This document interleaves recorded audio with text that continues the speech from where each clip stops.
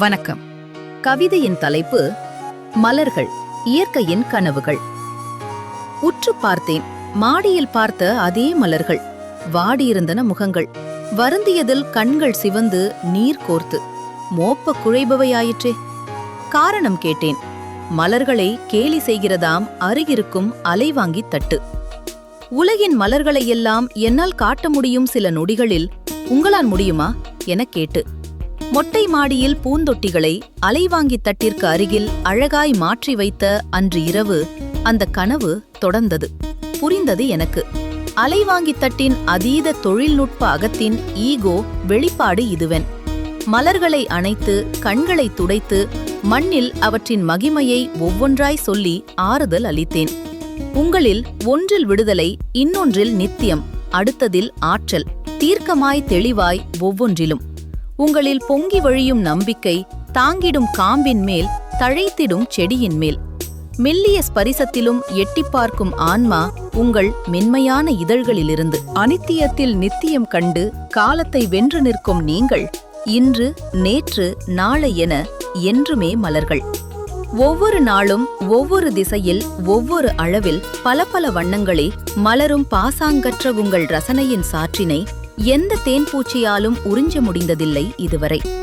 நுண்ணணர்வுகளை கட்டிப்போடும் மனம் நிறைந்த உயிரின் நிறங்களை கரைத்து கொட்டிச் செய்த பிரதி எடுக்க முடியா வண்ண ஓவியங்கள் உங்கள் இதழ் ஒவ்வொன்றும்.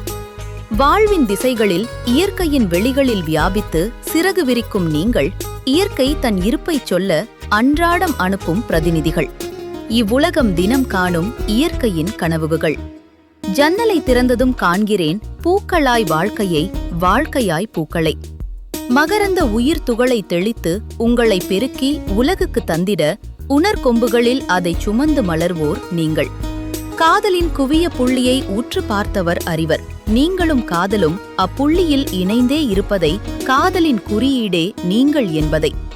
இன்று வரை வற்றாத நீர்ச்சுனையாய் ஏதோ ஒன்று இன்னும் உங்களிடம் அன்றாடம் இவ்வுலகம் கையேந்தி பெற்றுக்கொள்ள.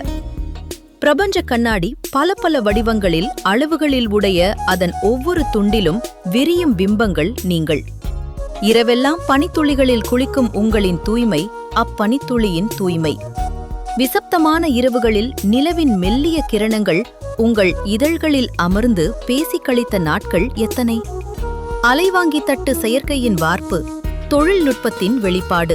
நீங்களோ இயற்கையின் வார்ப்புகள், அதன் வண்ண நிழற்குவியல்கள், புது புது கற்பனையின் வெளிப்பாடு ஒவ்வொரு நாளும். உங்கள் இருப்பை கொண்டாட 1000 காரணங்கள், அதன் இருப்புக்கோ ஒன்றே ஒன்று, தொழில்நுட்பம். மண்ணில் காணும் இடமெல்லாம் என்றும் நீங்கள். அடுத்ததொரு தொழில்நுட்ப பாய்ச்சலில் காணாமல் போகும் அவ்வுலோகத் தட்டு. காலையில் பார்த்தேன்.